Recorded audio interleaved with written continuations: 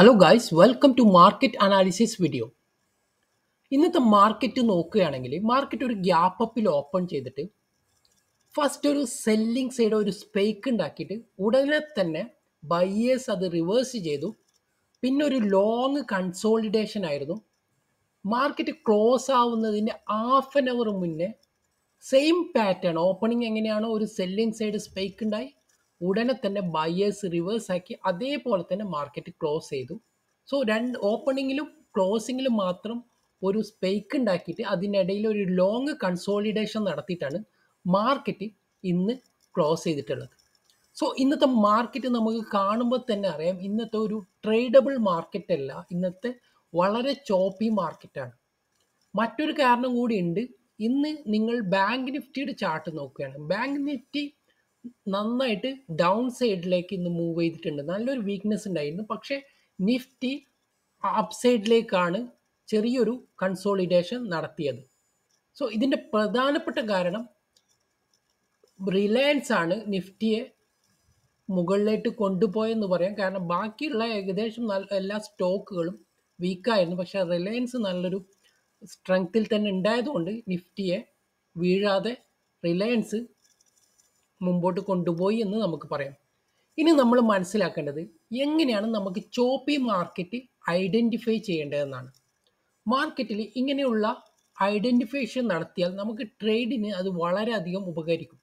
കാരണം ട്രേഡ് ചെയ്യുമ്പോൾ നമ്മൾ അറിയേണ്ടത് മാർക്കറ്റിൻ്റെ ഡയറക്ഷനാണ്. ഫസ്റ്റ് നമ്മൾ മനസ്സിലാക്കേണ്ടത് മാർക്കറ്റ് ഏത് ഡയറക്ഷനിലാണ് മൂവ് ചെയ്യുന്നത് എന്നാണ് നമ്മൾ ആദ്യം തിരിച്ചറിയേണ്ടത്. എന്നാൽ മാത്രമേ നമുക്ക് ട്രേഡ് ചെയ്യാൻ പറ്റുകയുള്ളൂ.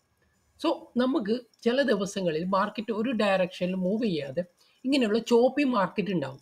അതെങ്ങനെയാണ് നമ്മൾ ഐഡൻറ്റിഫൈ ചെയ്യേണ്ടത്? നമുക്കിവിടെ ഇന്നത്തെ ചാർട്ട് പ്രകാരം നമുക്ക് നോക്കാം. ഫസ്റ്റ് മാർക്കറ്റ് ഒരു ഗ്യാപ്പ് അപ്പിൽ ഓപ്പൺ ചെയ്തിട്ട് പെട്ടെന്ന് ഒരു സെല്ലിംഗ് സൈഡേക്ക് ഒരു നല്ലൊരു ഷാർപ്പായിട്ട് മൂവ് ചെയ്തു. അതിൽ ഈ ഒരു ഗ്യാപ്പ് കംപ്ലീറ്റ്ലി ഫില്ല് ചെയ്തിട്ടാണ് മാർക്കറ്റ് അവിടെ നിന്ന് തന്നെ ബയേഴ്സ് ഒന്ന് റിവേഴ്സ് ആക്കി. ഇവിടെ നിങ്ങൾക്ക് കാണാൻ പറ്റുന്നുണ്ടാവും, ഫസ്റ്റ് ഓപ്പൺ ചെയ്ത നല്ല സ്ട്രോങ് ക്യാൻഡിൽ വന്ന് ബയേഴ്സ് അത് റിവേഴ്സ് ആക്കി.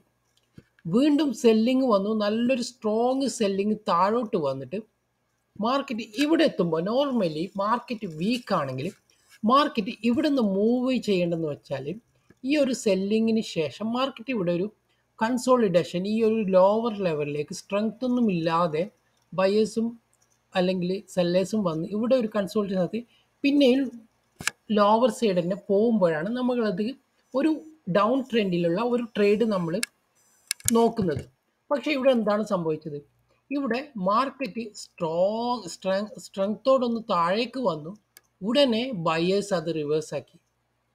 So 2 times already market open ചെയ്തിട്ട് സെല്ലേഴ്സ് വന്നു, ബയേഴ്സ് റിവേഴ്സ് ചെയ്തു, വീണ്ടും ഒരു സ്ട്രെങ്തോടെ സെല്ലേഴ്സ് വന്നു, വീണ്ടും അതേ സ്ട്രെങ്തോടെ ബയേഴ്സ് റിവേഴ്സ് ആക്കി.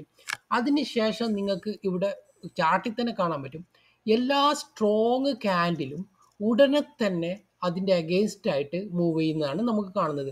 ഇവിടെ നിങ്ങൾക്ക് ഈ ഒരു വീക്കായിട്ടുള്ള ക്യാൻഡിലൊക്കെ ഇഗ്നോർ ചെയ്തിട്ട് നിങ്ങൾ ഈ സ്ട്രെങ്ത് ഉള്ള ക്യാൻഡിൽ മാത്രം നോക്കുക. ഇവിടെ നിങ്ങൾക്ക് ഫസ്റ്റ് ഒരു സെല്ല് വന്നു, ഉടനെ തന്നെ നല്ല സ്ട്രോങ് ആയിട്ട് ബയേഴ്സ് വന്നു. ഇവിടെ നോക്കുക, ഒരു ബയ്യർ വന്നു, സ്ട്രോങ് ആയിട്ട് സെല്ലിങ് ക്യാൻഡിൽ വന്നു. ഇവിടെ ബൈ വന്നു, സെല്ലിങ് വന്നു.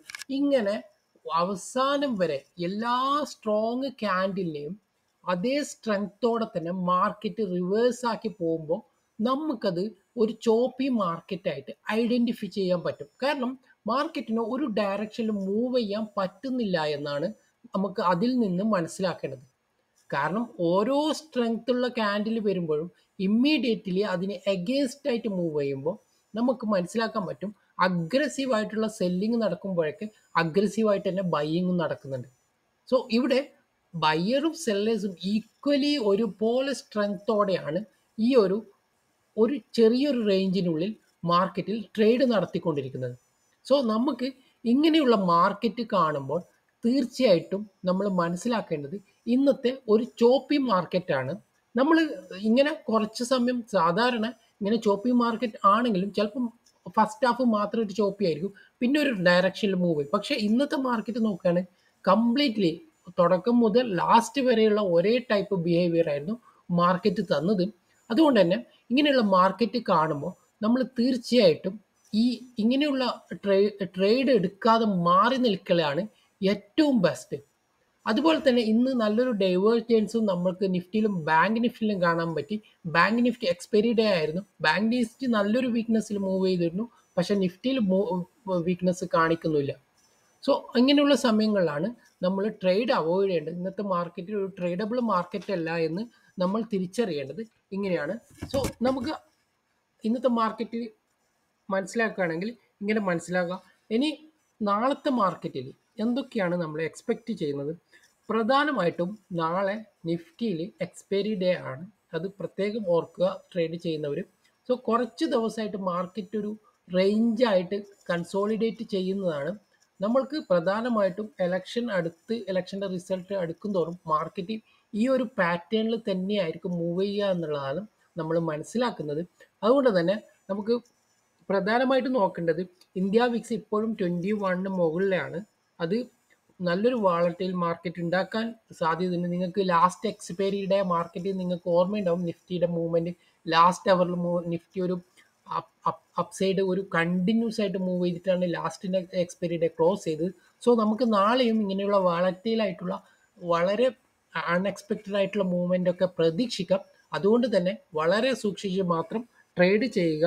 പിന്നെ നമുക്ക് നോക്കാനുള്ളത് പ്രധാനമായിട്ടും ഇങ്ങനെയുള്ള മാർക്കറ്റിൽ നമ്മൾ ഏറ്റവും ശ്രദ്ധിക്കേണ്ട കാര്യം നമ്മുടെ ക്യാപിറ്റൽ പ്രൊട്ടക്റ്റ് ചെയ്യണം. കാരണം നമുക്ക് ഇന്ന് കഴിഞ്ഞാൽ മാർക്കറ്റ് പിന്നെയും നമുക്ക് നല്ല ദിവസങ്ങൾ വരും, നല്ല ട്രേഡ് ചെയ്യാനുള്ള നല്ല മൂവ്മെൻറ്റുകളൊക്കെ കിട്ടും.